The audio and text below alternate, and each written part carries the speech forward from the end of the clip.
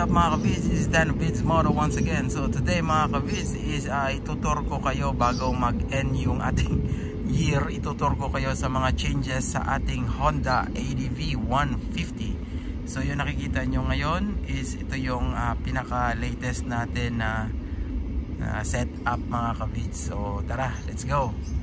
So simula muna tayo dito no, sa windshield. Yung windshield niya mga kavids no, ADV 160 to siya na windshield. Nagkasya naman mga kavids.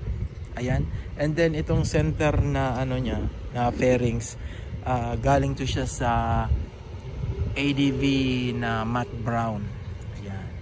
Ayan. So nag-match naman siya. Pero hindi naman talaga siya parang brown eh. Para siyang silver mga kavids na titanium. Ayan. Okay, and then dito sa baba mga kavids, ito yung fender natin. Galing to siya sa ADV 160 na fender. Maganda kasi itong fender ng 160 kasi medyo umbok dito. Ayan, malalim. Maganda yung kanyang design. Ayan, ito yung side niya mga kavids, diba? Maganda yung kanyang design compare sa stock natin. And then dito mga kavids, dito sa rotor natin, ito pa rin yung luma, yung kamoy, big disc rotor, and then yung shock same pa rin, yung MVR1. Alright, wala tayong binago dyan. And then MDL natin same pa rin, MSM, yung winglet, yan, wala tayong binago. Dito sa taas wala naman tayong aesthetics na binago mga kabids. Wala naman tayong binago masyado dyan no. Yan, same pa rin dati. Tapos itong X natin na fairings, galing rin yan sa matte brown na ADV 150. Okay, then mga protector mga kavids. Ayan, and then dito wala tayong binago. Ito custom paint galing sa Indonesia, ginawang black. Dati kasi red to eh, so ginawang black. Order basis yan. And then dito mga kavids sa likod, yung fairings natin galing sa ADV 150 na brown. Ayan. Parang hindi naman brown eh. Brown ba talaga yan? Okay. And then dito sa CVT natin, same pa rin yung setup natin, pero naka Rotex lining to siya mga kavids from Judd Racing. And then yung bola natin ngayon mga kavids is 15 grams straight yan siya. Kenzo pulley. Yung belt natin mga kavids same pa rin, Gates na belt. Air filter natin Rayo and MJ pa rin. Okay, and then G6 na intake manifold, 32mm throttle body, and then nagpa-bore up tayo ng 62mm bore. Okay, sa shock mga kavids no, binalik natin yung stock kasi marang mas maganda yung play kaysa Racing Boy. Yan, yan. Wala naman tayong binago dyan.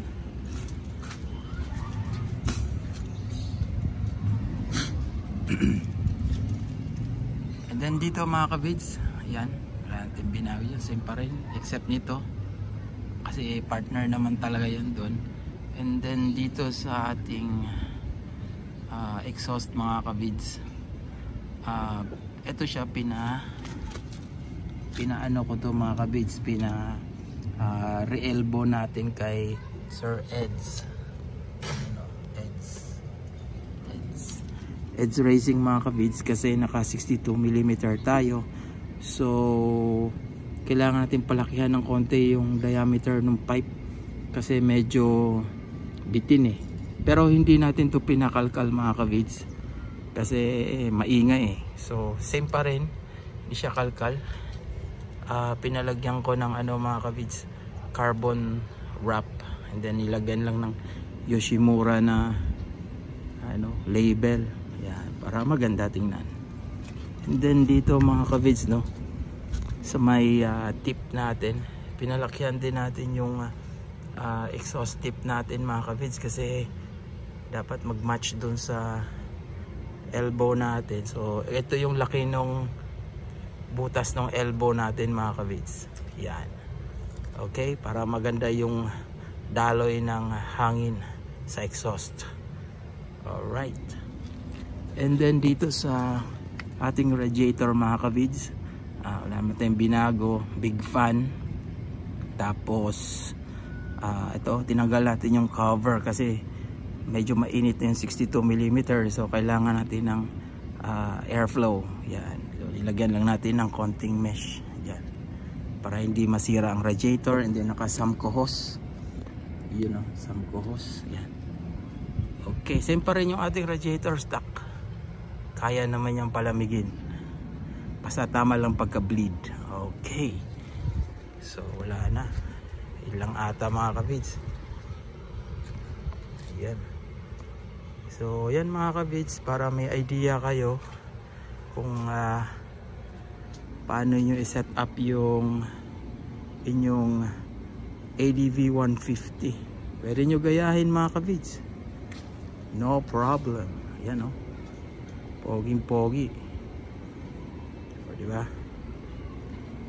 Yan, gayahin nyo lang yung setup nito para hindi na kayo mag-isip kung iba nag-iisip pa kung paano magandang setup. So ito, at least may idea kayo mga kavids kung paano i-set up yung inyong ADV 150. Alright, huwag kayong pahuli sa mga ADV 160. Yeah, ating Lolo ADV may pag-asa pa. Alright mga kavids, this is Dan of Vids Moto. Ride safe and see you around guys.